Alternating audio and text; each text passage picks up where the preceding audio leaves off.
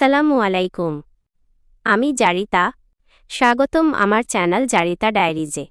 আমার দিনী ভাই ও বোনেরা, পবিত্র মাহে রমজান আমাদের দুয়ারে কড়া নাড়ছে। এই মাসটি শুধু না খেয়ে থাকার নাম নয়, বরং এটি আমাদের জীবনকে নতুন করে সাজানোর এক মহিমান্বিত সুযোগ। আমরা যখন রমজানের প্রস্তুতি নিই, আমাদের মাথায় থাকে তসবিহ, জায়নামাজ, তারাবি আর কোরআন তিলাওয়াতের কথা। অবশ্যই এগুলো ইবাদতের মূল ভিত্তি, কিন্তু আমরা কি একবারও ভেবে দেখেছি এই রমজান কি আমাদের ঘরের ভেতরের মানুষগুলোর সাথে সম্পর্কের কোনো পরিবর্তন আনবে? বিশেষ করে স্বামী স্ত্রীর সেই পবিত্র বন্ধন যা আল্লাহ তাআলা নিজে তৈরি করে দিয়েছেন, সেখানে কি কোনো প্রশান্তির ছোঁয়া লাগবে? নাকি রমজান শেষ হবে আর আমাদের সেই চিরচেনা অভিমান, তিক্ততা আর দূরত্বগুলো আগের মতোই থেকে যাবে? কল্পনা করুন তো, এই রমজানেই যদি আপনার ঘরটা দুনিয়ার বুকে এক টুকরো জান্নাতে পরিণত হয়, যদি স্বামী এবং স্ত্রী একে অপরের হাত ধরে জান্নাতের পথে হাঁটার প্রতিজ্ঞা করতে পারেন।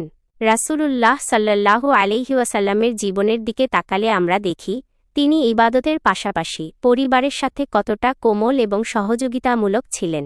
তিনি আমাদের শিখিয়েছেন যে মুমিনদের মধ্যে সেই ব্যক্তিই সর্বোত্তম যে তার পরিবারের কাছে উত্তম। তাই রমজান শুধু আল্লাহর সাথে নিজের ব্যক্তিগত সম্পর্ক গড়ার মাস নয়, এটি একটি জান্নাতি পরিবার গড়ারও মাস। রমজানের এই বরকতময় সময়ে দাম্পত্য জীবনে সুখ ও রহমত ফিরিয়ে আনতে আমরা কিছু ছোট কিন্তু কার্যকর পদক্ষেপ নিতে পারি। প্রথমেই প্রয়োজন একটি যৌথ সংকল্প। রমজানের শুরুতেই স্বামী স্ত্রী একসাথে বসে কথা বলুন। একে অপরের চোখের দিকে তাকিয়ে শান্ত মনে পরিকল্পনা করুন যে এই একটি মাস আপনারা নিজেদের বদলাতে চান।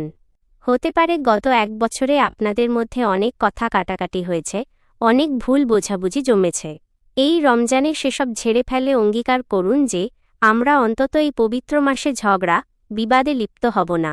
যখন দুজন মানুষ একসাথে আল্লাহর সন্তুষ্টির জন্য পরিবর্তনের নিয়ত করে, তখন স্বয়ং আল্লাহ তাদের হৃদয়ের মাঝে মহব্বত ঢেলে দেন। এরপর গুরুত্ব দিন একসাথে ইবাদতের অভ্যাসের ওপর। সারাদিন হয়তো কাজের ব্যস্ততায় একে অপরকে সময় দেওয়া হয় না, কিন্তু প্রতিদিন অন্তত 10 থেকে 15 মিনিট সময় বের করুন, যখন আপনারা একসাথে বসে কোরআন তিলাওয়াত করবেন কিংবা দিনই কোনো আলোচনা শুনবেন। মাঝে মধ্যে স্বামী যখন শেষ রাতে তাহাজ্জুদের জন্য জাগবেন, স্ত্রীকে ভালোবেসে ডেকে দেবেন। আবার স্ত্রীও স্বামীকে ডেকে দেবেন। কোনো এক নির্জন রাতে যখন স্বামী স্ত্রী পাশাপাশি দাঁড়িয়ে পরম মাবুদের সেজদায় কাঁদবেন, তখন তাদের সেই অশ্রু আর দোয়ার বরকতে দাম্পত্যের এমন এক গভীর বন্ধন তৈরি হবে যা দুনিয়ার কোনো সম্পদ দিতে পারবে না। মনে রাখবেন, যে ঘরে স্বামী স্ত্রী একসাথে ইবাদত করে, সে ঘরে আল্লাহর খাস রহমত নাজিল হয়। সহযোগিতার মনোভাব এই মাসের সৌন্দর্যকে আরও বাড়িয়ে দেয়। আমাদের সমাজে অনেক সময় দেখা যায় ইফতার এবং সেহরির সমস্ত আয়োজন একাই স্ত্রীকে সামলাতে হয়। সারা দিন রোজা রেখে তিনি যখন রান্নাঘরে আগুনের পাশে ক্লান্ত হয়ে কাজ করেন, তখন স্বামীর উচিত তাকে একটু সাহায্য করা। এটি কেবল কাজ ভাগ করে নেওয়া নয়, এটি ভালোবাসার একটি প্রকাশ। রাসূলুল্লাহ সাল্লাল্লাহু আলাইহি ওয়াসাল্লাম ঘরের কাজে স্ত্রীদের সহযোগিতা করতেন। স্বামী যখন একটু এগিয়ে এসে ইফতার সাজাতে সাহায্য করেন, তখন স্ত্রীর মন থেকে যে তৃপ্তি আর দোয়া আসে, তার সংসারের শান্তি বহুগুণ বাড়িয়ে দেয়। ক্লান্তি কোমলে মানুষের মেজাজও ভালো থাকে, ফলে অকারণে ঝগড়ার সুযোগ তৈরি হয় না। রমজান আমাদের শেখায় ধৈর্য এবং আত্মনিয়ন্ত্রণ। রোজা রেখে খিটখিটে মেজাজ দেখানো কোনো মুমিনের পরিচয় হতে পারে না।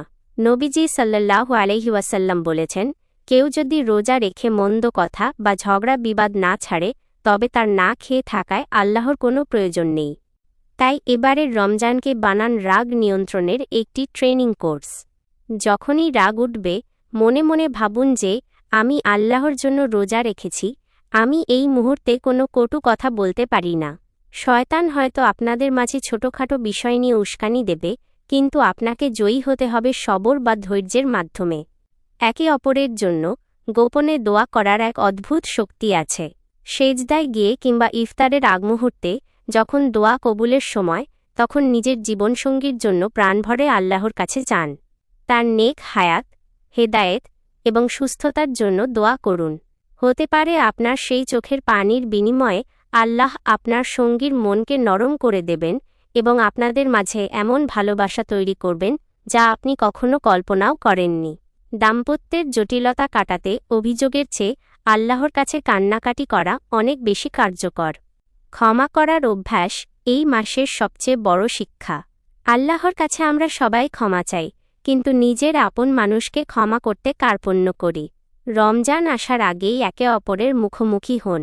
বিনম্রভাবে বলুন যে, আমি যদি কোনো আচরণে তোমাকে কষ্ট দিয়ে থাকি, তবে আল্লাহর ওয়াস্তে আমাকে মাফ করে দাও। অতীতের সমস্ত তিক্ততা ভুলে একে অপরকে মন থেকে ক্ষমা করে দিন। এই একটি ছোট্ট পদক্ষেপ আপনাদের সম্পর্কের বোঝা হালকা করে দেবে এবং ইবাদতে একাগ্রতা ফিরিয়ে আনবে। আমাদের লক্ষ্য কি কেবল দুনিয়ার এই কয়েক বছরের সংসার? মুমিন হিসেবে আমাদের চাওয়া তো জান্নাতেও একে অপরের সঙ্গী হওয়া। জান্নাতে সেই স্বামী স্ত্রীরাই একসাথে থাকবে যারা দুনিয়াতে তাকওয়ার ওপর ভিত্তি করে সংসার করেছে। আজ হয়তো আমরা একই ছাদের নিচে বাস করছি, কিন্তু আমাদের মনগুলো অনেক দূরে। এই রমজান হোক সেই দূরত্ব ঘোচানোর সেতু। হয়তো এটাই আমাদের জীবনের শেষ রমজান। আমরা কি পারি না এই সুযোগটি কাজে লাগাতে? যদি আমরা এই রমজানে নিজেদের বদলাতে না পারি, তবে কবে পারব? রোজা আমাদের কেবল ক্ষুধার্ত থাকতে শেখায় না, বরং মানুষের প্রতি দয়ালু হতে শেখায়। আর দয়ার সবচেয়ে বড় হকদার হল নিজের জীবনসঙ্গী। স্বামী স্ত্রী যখন একে অপরকে জান্নাতের পথে সাহায্য করে, তখন দুনিয়ার কোনো ঝড় বা বিপদ তাদের আলাদা করতে পারে না। আল্লাহ আমাদের প্রতিটি ঘরকে রহমতের ঘর হিসেবে কবুল করুন। স্বামী স্ত্রীর মাঝে অকৃত্রিম ভালোবাসা ও তাকওয়া বৃদ্ধি করে দিন। আমিন। আজকের এই আলোচনা যদি আপনার হৃদয়ে সামান্যতম নাড়া দিয়ে থাকে, তবে আজই আপনার সঙ্গীর সাথে কথা বলুন। এই রমজানকে কেবল একটি প্রথা হিসেবে নয়, বরং জীবন বদলানোর মাস হিসেবে গ্রহণ করুন। ইসলামের এই সুন্দর বার্তাগুলো অন্যের কাছে পৌঁছে দিতে আমাদের সাথে থাকুন। জাযাকুমুল্লাহু খাইরান। আসসালামু আলাইকুম ওয়া রাহমাতুল্লাহ।